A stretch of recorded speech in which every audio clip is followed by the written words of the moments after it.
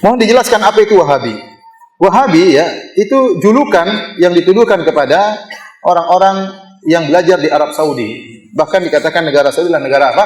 Wahabi. Dan benar ya, kalau kita mau lihat ya, Arab Saudi, mereka sangat menghormati Muhammad bin Abdul Wahab. Syekh Muhammad bin Wahab adalah seorang ulama yang sangat dihormati oleh ulama Saudi. Kenapa? Dia pahlawan. Bagaimana bisa berdirinya negara Arab Saudi? Dahulu Saudi itu kelompok-kelompok kecil, pemerintahan-pemerintahan kecil saling bertempur di antara mereka. Muncullah Syekh Muhammad bin Wahab bekerja sama dengan Al-Imam Muhammad bin Saud, bekerja sama maka berdirilah negara Arab Saudi, kemudian disatukan seluruhnya. Makanya Muhammad bin Wahab di mata orang Saudi seperti tuanku Imam Bonjol di mata orang Indonesia. Artinya wajar jika mereka menghormati, karena pahlawan, bukan cuma sekedar ulama tapi juga apa? Pahlawan yang dengan jasa dia berilah kerajaan Arab Saudi. Namun orang-orang Saudi tidak ada yang fanatik sama Muhammad bin Wahab kalau saleh tidak diikuti. Dia adalah ulama bermadzhab Hambali sebagaimana ulama-ulama yang lain. Kita pun di Arab Saudi tidak fanatik dengan, saya belajar di Universitas Madinah, saya tidak fanatik dengan Muhammad bin Wahab. Oleh karenanya kita pun belajar di sana fikih 4 mazhab. Kita tidak belajar mazhab Hambali, padahal Saudi bermadzhab apa? Hambali. Dan banyak guru-guru kita dari ulama Saudi yang mengatakan pendapat masalah ini lebih kuat mazhab Syafi'i, masalah lebih kuat mazhab apa? Maliki. Tidak ada fanatik sama sekali. Meskipun mereka bermadzhab apa? Hambali. Adapun orang-orang yang hasad kepada kerajaan Arab Saudi, dan banyak yang hasad, terutama orang-orang Syiah sangat hasad kepada kerajaan Arab Saudi. Kita bilang Arab Saudi dengan penuh kekurangannya, namun dia adalah negara yang terbaik yang ada sekarang. Syariat Islam ditegakkan, meskipun tidak sempurna, pasti ada kekurangan. Alhamdulillah, yang berzina dihukum, yang mencuri dipotong tangannya. Alhamdulillah, orang-orang menutup aurat. Alhamdulillah, tidak ada tempat-tempat pelacuran. Kalau ada ditangkap ya. Ada tempat pelacuran yang sembunyi-sembunyi di rumah-rumah. Saya pernah punya teman kepala Hayat Amar Ma'ruf Nahi Munkar. Dia mengatakan kepada saya, Firanda, ini bulan Ramadan saya berhasil tutup 30 rumah-rumah yang dijadikan apa? Tempat pelacuran. Tidak resmi semuanya. Ya, maksud saya tapi tidak ada terbuka, dibolehkan, tidak ada. Alhamdulillah. Di mana-mana sholat masjid penuh di mana-mana. Alhamdulillah. Ya. Orang negara yang sangat aman. Taruh mobil gitu, dinyalain masuk masjid, nggak ada yang nyuri mobil tersebut. Di Saudi seperti itu. Saya pernah sampaikan ya, saya pernah mau keluar dari rumah, ada mobil di belakang saya, ngalangi mobil saya. Orang Saudi ngawur ini, parkir sembarangan. Maka saya datang ke mobil tersebut, saya buka, saya bel-bel. Mobilnya nyala, ada BlackBerry di sampingnya. Nggak ada orangnya. Akhirnya saya naik, saya mundur ini. Kemudian baru saya keluar, baru saya majuin lagi, baru saya pergi. Coba kalau Indonesia. Minimal BlackBerry-nya hilang. Ini jelas mobilnya juga hilang. Bayangkan sambil nyala dibiarin begitu saja. Di sana susah. Alhamdulillah. Bukan berarti tidak ada pencurian mobil, ada tapi kecil minimal. Artinya kebaikannya sangat banyak. Belum lagi bagaimana khidmah pelayanan terhadap jemaah haji, jemaah umrah luar biasa. Pembagian sana gratisan sangat banyak. Saya lihat sendiri pembagian gratisan sampai jemaah-jemaah umrah, jemaah haji yang plus, yang kaya raya juga kalau ada pembagian gratis rebut-rebutan. Benar, saya ini jemaah plus, saya bimbing mereka kaya raya, pembagian gratis mereka juga semangat padahal mereka kaya raya. Namun kalau gratis itu menyenangkan ya. Jadi luar biasa, kekurangannya jelas ada, kekurangan jelas ada.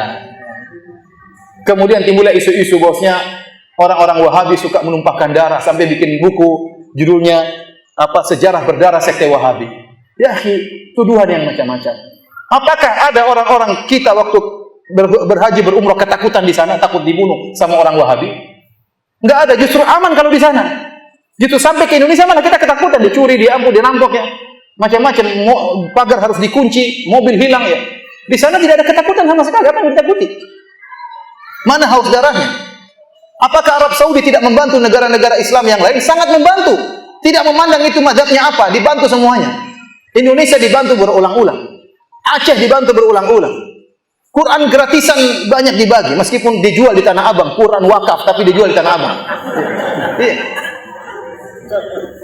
Artinya dibantu. Palestina bantunya luar biasa, Suriah dibantu habis-habisan. Ya.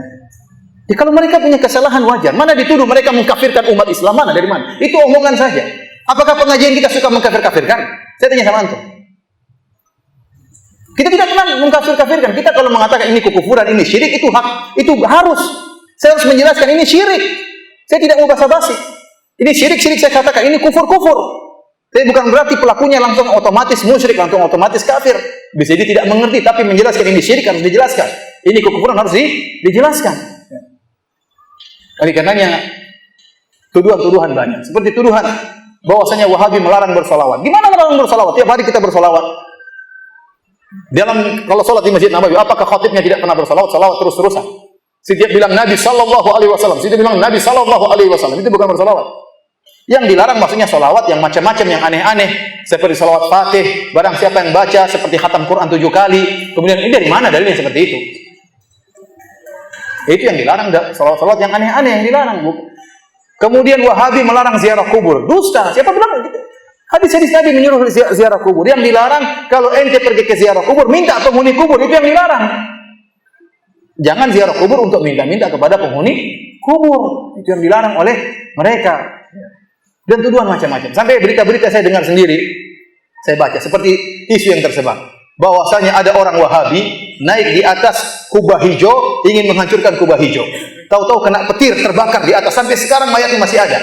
Subhanallah. Ini orang Madinah nggak ada yang tahu seperti ini. Cuma Indonesia pada tahu. Dari mana? Saya heran juga. Ini dari mana? Ya, kalau ada orang terbakar di atas apakah Wahabi itu kafir? Abu Jahal saja mati dikubur oleh Nabi SAW.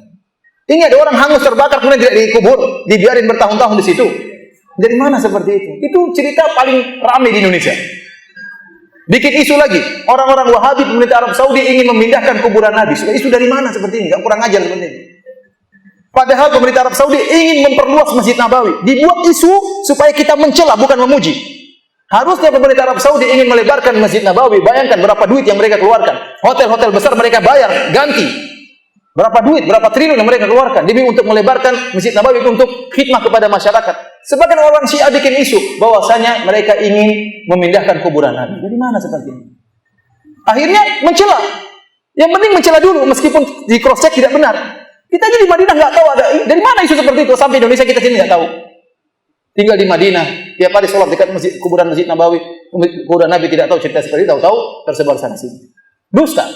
Bahkan berapa tahun lalu, 2 tahun lalu saya hajian. Saya baca di salah satu di internet, berita di internet, orang-orang Wahabi Arab Saudi menyewa tentara Israel untuk menjaga keamanan di pelaksanaan jemaah haji. Subhanallah. Ngapain sewa tentara Israel? Masih banyak tentara Indonesia yang miskin-miskin yang bisa disewa. Bayarnya lebih murah mungkin. Sekalian hajian. Ngapain harus sewa? Emang jaga penjahat kemudian sewa apa? Tentara dari Israel.